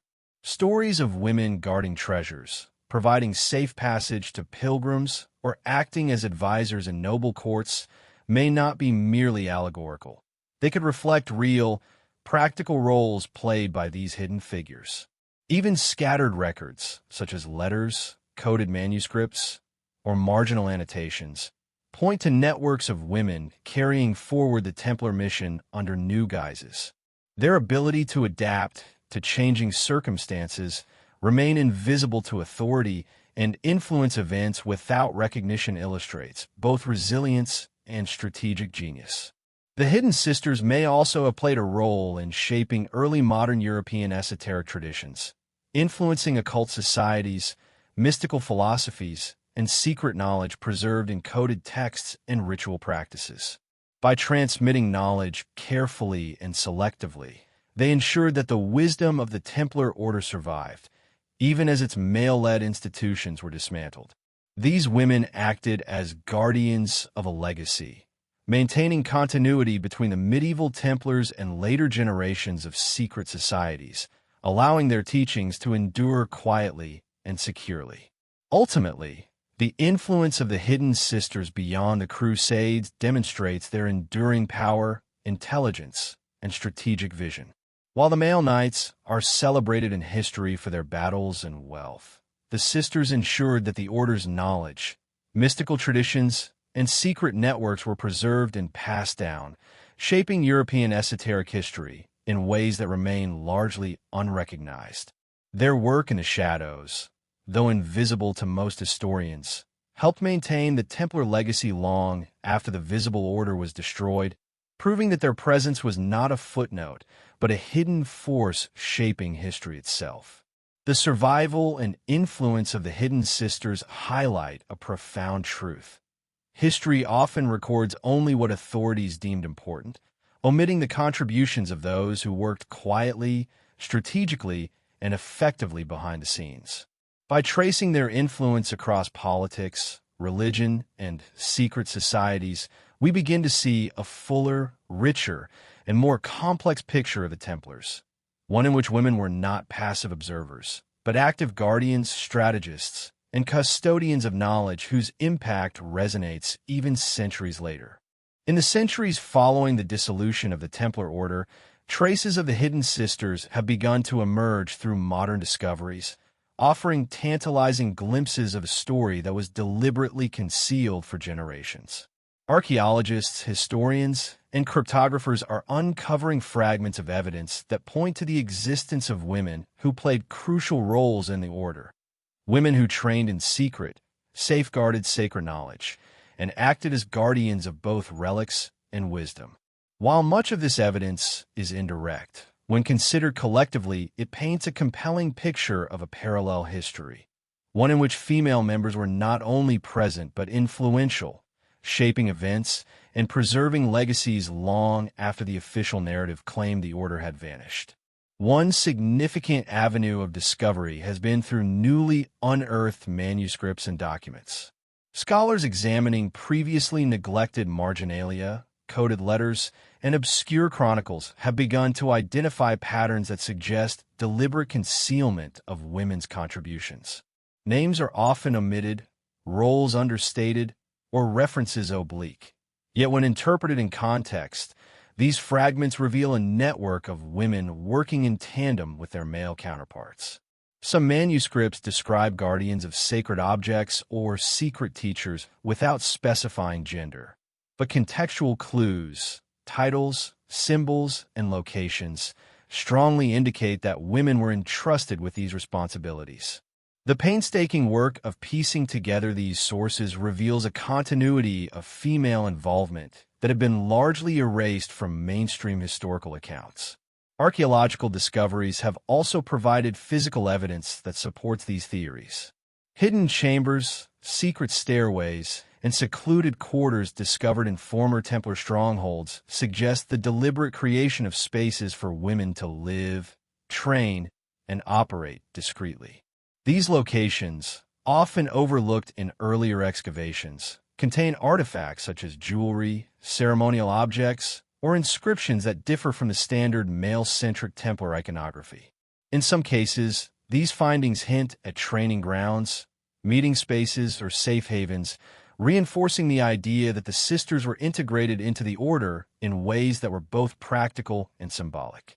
Even subtle architectural anomalies, once dismissed as decorative or incidental, now appear to have been intentionally designed to conceal the presence and activities of female members. Modern technology has further illuminated the hidden lives of these women. Digital imaging, 3D mapping of historical sites, and forensic analysis of documents allow researchers to detect patterns, symbols, and hidden inscriptions that were previously invisible. These techniques reveal cryptic marks, encoded diagrams, or marginal sketches that hint at networks, rituals, or secret knowledge maintained by women. In some cases, texts that were long considered mundane or decorative are now understood to contain hidden layers of meaning, pointing to an intricate web of communication and guardianship maintained in the shadows. These discoveries reinforce the notion that the Hidden Sisters were both intelligent and resourceful, capable of preserving the Order's secrets even when under extreme threat. Interdisciplinary research also brings fresh insights. Historians collaborate with linguists, mathematicians, and esoteric scholars to interpret cryptic symbols and allegorical references that may point to female involvement. In particular, the study of coded manuscripts, astronomical alignments, and mystical iconography has revealed connections between female Templars and the protection of sacred knowledge, including maps, relics, and prophecies. Some researchers suggest that these women may have been instrumental in preserving knowledge that later influenced secret societies, mystical traditions, or even the transmission of esoteric wisdom into Renaissance Europe. The convergence of multiple disciplines highlights the complexity of the sisters' roles and the ingenuity with which they operated. Even oral traditions and folklore continued to shed light on their presence. Across Europe, stories of women guarding treasures, providing guidance to pilgrims, or carrying secret messages endure in local memory. While folklore alone cannot serve as proof, when combined with archaeological and textual evidence, it provides context and continuity, suggesting that these legends are rooted in real historical activity. These narratives often preserve details overlooked by official records, offering clues about the sisters' movements, strategies, and influence. Each story, passed down through generations, reinforces the sense that women played a central and active role within the Templar Order, their contributions surviving in whispers even when erased from written history. The ongoing discoveries also invite reconsideration of the broader narrative of the Templars. They challenge the assumption that women were peripheral or non-existent within the order, suggesting instead that female members were integrated into its spiritual, practical, and strategic functions. The traces uncovered today, from hidden chambers to coded manuscripts, demonstrate that history has often overlooked or intentionally erased women's contributions. Modern research is slowly illuminating their stories, reconstructing a hidden network of resilience, intelligence, and courage that operated alongside, and sometimes in parallel, to the male knights. Ultimately, these modern discoveries serve as a bridge between past and present. They reveal a story of women who defied social norms, preserved sacred knowledge, and ensured the continuity of the Templar legacy. The Hidden Sisters were not merely victims of history. They were active participants, strategists, and custodians whose influence extended far beyond the Crusades. Each artifact, manuscript, and architectural clue adds to a growing mosaic of evidence, gradually revealing the lives, work, and extraordinary courage of these overlooked figures. In piecing together these fragments, modern researchers and enthusiasts are uncovering a hidden chapter of history, one that has remained obscured for centuries but now begins to emerge in vivid detail, reshaping our understanding of the Templar Order and the women who quietly shaped its enduring legacy. The story of the hidden sisters of the Templars culminates not with their disappearance, but with the enduring legacy they left behind, a legacy that continues to whisper through history, inspiring curiosity, speculation, and reverence. Even after centuries of deliberate erasure, persecution, and suppression, traces of their existence remain embedded in artifacts, manuscripts, architecture, and legend. These women, who operated in shadows, navigating a world that sought to silence them, were custodians of knowledge, protectors of sacred relics, and silent architects of a hidden history. Their courage, intelligence, and resilience ensured that the Templar mission, in both its spiritual and practical dimensions, survived far beyond the reach of inquisitors and kings who sought to destroy it. In reflecting upon their legacy, it becomes clear that the Hidden Sisters were more than participants. They were shapers of history. They acted as guardians, strategists, and mentors, weaving networks of secrecy and influence that allowed the Templar knowledge to persist. While the male knights may have dominated the battlefields and the chronicles of their era, the sisters' contributions were no less vital. Their work was subtle, quiet, and often invisible, but it was precisely this invisibility that allowed it to endure. Through encoded manuscripts, hidden chambers, secret sanctuaries, and oral traditions, they preserved wisdom that would eventually inform future generations of seekers, scholars, and those drawn to the mysteries of the Templars. Even today, the echoes of their influence can be discerned in the world around us. Architectural symbols, cryptic inscriptions, and obscure documents hint at a network of women who managed, protected, and transmitted knowledge that shaped Europe's mystical, political, and social evolution. Modern research, aided by technology and interdisciplinary study, is beginning to reveal these patterns more clearly. Each new discovery, whether a hidden manuscript, an overlooked architectural detail, or a local legend, acts like a puzzle piece, gradually reconstructing a more complete understanding of the order and the women who were integral to its survival. This rediscovery challenges our assumptions about history, revealing that the stories we inherit are often incomplete and that truths can remain hidden in plain sight for centuries. The sisters' legacy is also a testament to resilience and adaptability. Operating in a male-dominated, often hostile environment, they devised ingenious strategies to protect themselves, their knowledge, and their sacred responsibilities. They utilized safe havens, escape routes, and coded communication, ensuring continuity even as the Order faced violent suppression. Their intelligence, foresight, and courage allowed them to survive the collapse of the Order, integrate into new movements, and quietly influence events long after the Templars ceased to exist as a formal organization. In this sense, the Hidden Sisters are not merely historical figures. They're symbols of perseverance, strategic thinking, and the quiet but profound impact women can have on shaping history. Moreover, the Hidden Sisters compel us to question the narratives we have inherited. History, written largely by those in power, often omits voices that challenge its dominant narratives.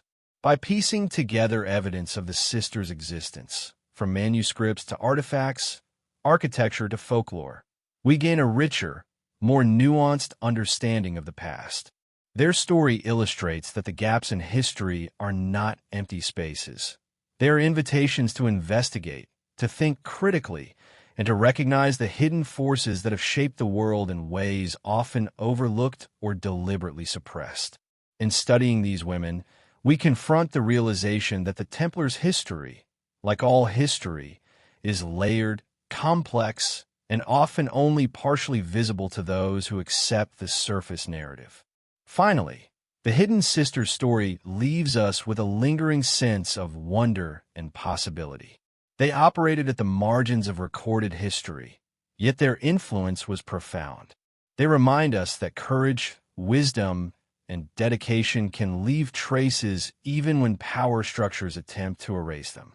Their legacy challenges us to look more deeply, to consider the unseen and unrecognized contributions that shape the world, and to honor the quiet resilience of those who work in shadows to preserve knowledge, protect sacred truths, and guide the course of history.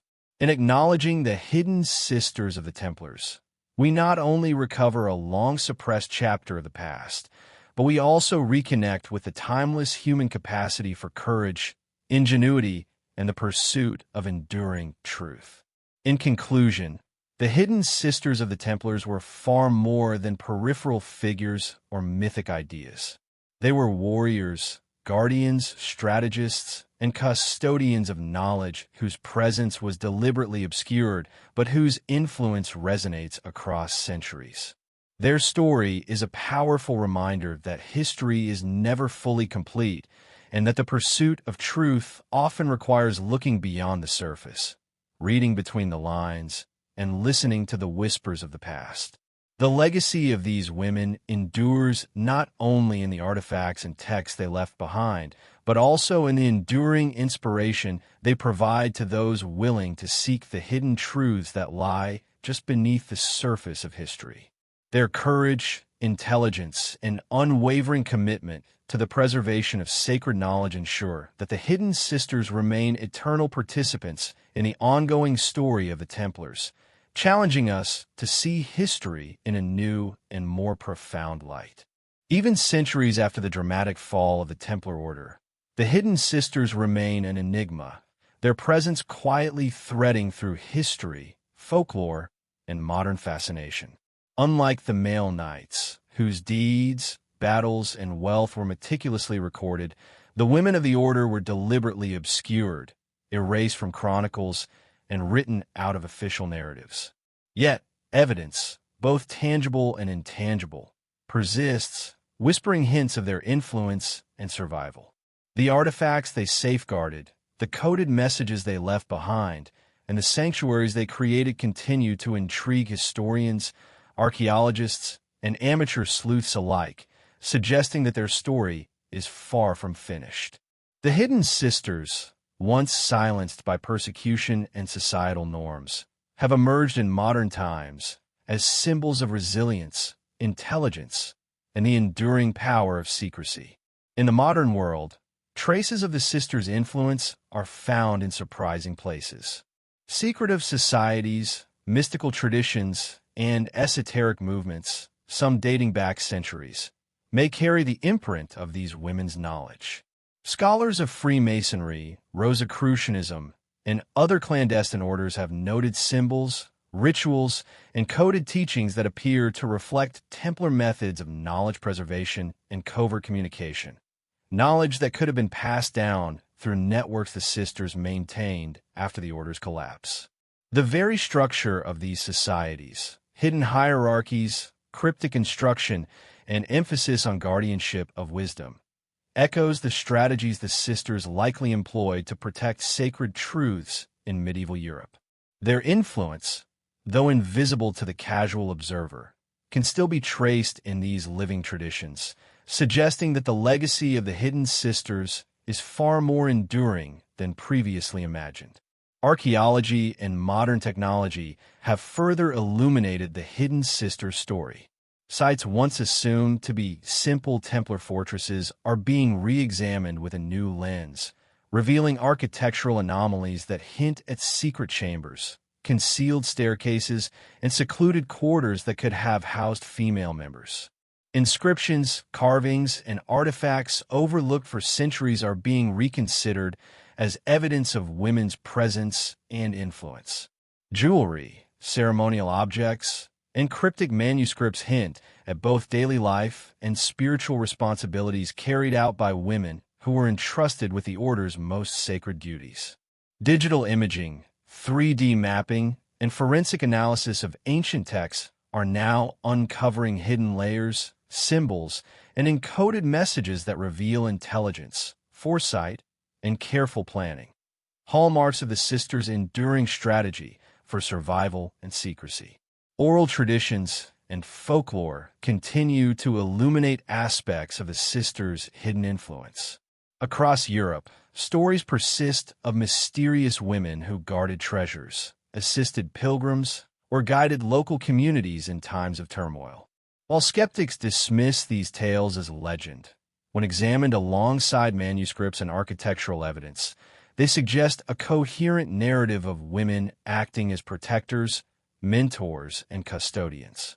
In some regions, local populations have preserved knowledge of secret pathways, hidden chambers, and sacred relics, suggesting that the hidden sisters may have relied on sympathetic communities to maintain their network long after the official order was dissolved. These stories, passed down orally for centuries, hint at strategies of survival, intelligence gathering, and protective guardianship that were both practical and spiritual. The Hidden Sisters' legacy is not merely about survival. It is also about influence. Many scholars now speculate that these women shaped the course of European esoteric traditions and mystical movements, bridging the medieval world and the Renaissance. Their knowledge of sacred texts, rituals, and encoded wisdom may have found its way into secretive circles, influencing political, religious, and intellectual currents in subtle ways. The sisters' ability to navigate dangerous political landscapes while preserving and transmitting knowledge demonstrates a sophistication and foresight often unacknowledged in conventional history. They were not merely passive guardians. They were active participants in shaping the continuity of sacred knowledge, even in the absence of official recognition. Prophecy and coded communication played a critical role in their work. Marginal notes in manuscripts, cryptic symbols in architecture, and allegorical references in sacred texts suggest that the sisters used encoded messages to transmit warnings, instructions, and guidance across generations. References to keepers of the secret flame, or guides from the shadows, may have signified the presence of women responsible for safeguarding sacred knowledge. Their methods were sophisticated, allowing them to leave guidance for future generations, while remaining invisible to authorities seeking to suppress or destroy the order. This use of prophecy and coded communication reflects both intellectual prowess and strategic foresight, illustrating how the sisters ensured that the Templar mission could survive beyond persecution and centuries of historical erasure. Even in contemporary culture, the Hidden Sisters exert a quiet influence. They inspire novels, films, documentaries, and esoteric research, captivating audiences who seek alternative histories, mysteries, and the untold stories of powerful women in history. Their story resonates precisely because it challenges traditional narratives, highlighting the tension between recorded history and hidden truth. In popular imagination, they embody a combination of courage, intelligence, secrecy, and mysticism, a symbol of the untold and often invisible contributions of women throughout history. Each new exploration, each rediscovered artifact, each whispered legend adds to the ongoing narrative, inviting modern audiences to engage with history in a more active and imaginative way. Moreover, the Hidden Sisters serve as a reminder of the fragility of memory and the selective nature of historical record-keeping. While male Templars dominated chronicles and legal documents, the women operated in ways that were deliberately invisible, leaving few official traces but creating resilient systems of knowledge preservation. Their story underscores a profound lesson. History is not a fixed record of events, but a living narrative shaped by those who write it and by those who operate beyond its pages. The sisters' ingenuity ensured that even when official power structures sought to erase them, their influence endured in secret, waiting to be rediscovered by future generations.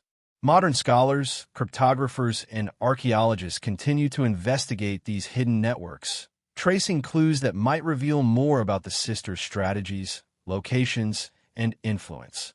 Every new manuscript, architectural discovery, or symbolic analysis offers potential insight into the lives and work of these women. Even now, the possibility exists that undiscovered artifacts or manuscripts could dramatically alter our understanding of the Templar Order, revealing networks, knowledge, and strategies long hidden from view. The Hidden Sister story thus remains unfinished, a living mystery that continues to unfold in both academic and popular arenas, challenging us to rethink what we know about power, secrecy, and the role of women in history. Ultimately, the Hidden Sisters of the Templars stand as enduring symbols of resilience, intelligence, and the preservation of knowledge in the face of overwhelming adversity.